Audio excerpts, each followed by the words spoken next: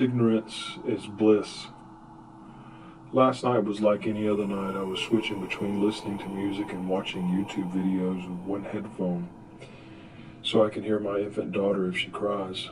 That was the way my wife can get a full night's sleep. She works at 4 a.m. at the hospital every day when I decide to go lay down in the spare bedroom in the baby's room. Just as I dozed off, I heard a thumping coming from the front porch. Startled at first, I opened my eyes wide to scan the room. Realizing it was most likely my cat scratching himself on the front porch, I dozed back off. Then again the thumping. I got out of bed to run him off the porch, only to see he wasn't there anymore. Now that I was up again, I wasn't the least bit tired.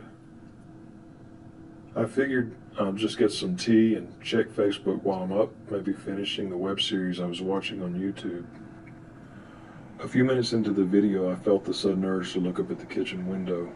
There they were, the tops of two short-statured people's heads cresting the stairs just above my window frame. The people were just short enough not to see in the window, but I could see out. I heard no footsteps on my porch as my stomach turned, but the knock was steady, hollow thump. The very same thump I just blamed on my cat. Deciding it was best not to answer, I shut my laptop and crept by the door back to the baby's room. I assumed it was some of the people from the low-income housing across the road from me that were high or hiding from the cops, or maybe looking for my cousin, who stays with me often and has many friends over there. The last thing I needed was to try to explain to two stoners that I was trying to sleep even though it was 2 a.m. It wasn't until I got to my daughter's room that the creepiness set in. The thump had moved from the kitchen to the bedroom windows, both windows, a room apart, thumping in perfect time. These stoners were going to wake up my daughter if I didn't run them off now. Pissed off, I went to the kitchen window, unlocked and opened the door, and ready to run outside of the house and kick some little idiot's ass. It happened then.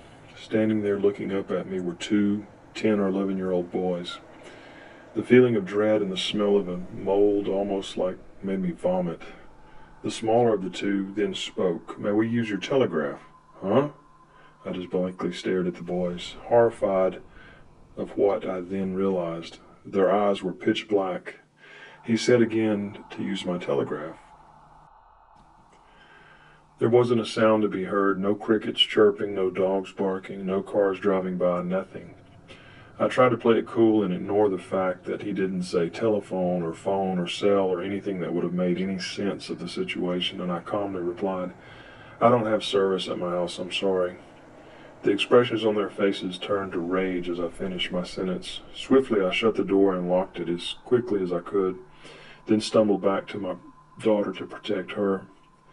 I picked her up from the crib and held her close. The fact that she didn't wake up freaked me out the most, but I managed to gather my senses to make sure she was still breathing and warm.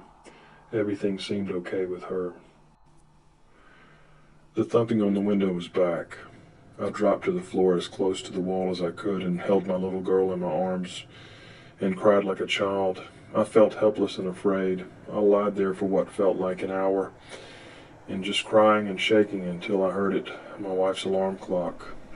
The thumping stopped the instant the alarm went off, and I crept into the master bedroom with the baby. "What's wrong with you?" my wife asked. "I just had a bad dream, a nightmare." It's all I could mutter out. "Okay, well, give me the baby so I can feed her before work." I handed my wife the baby, and she fed her like any normal day. I turned on every light in the house and made coffee for her. For some reason, just having her awake calmed my nerves, enough to pretend like nothing happened. I walked her out nervously to the car with the baby in my arms. I asked her not to leave until I walked back in the house. She was put off by the request, but did so to humor me. Once I felt safely in the house, I locked the door again. And in the house, I sat horrified until she got home. I insisted we go to the next town over and stay the weekend at my brother's house.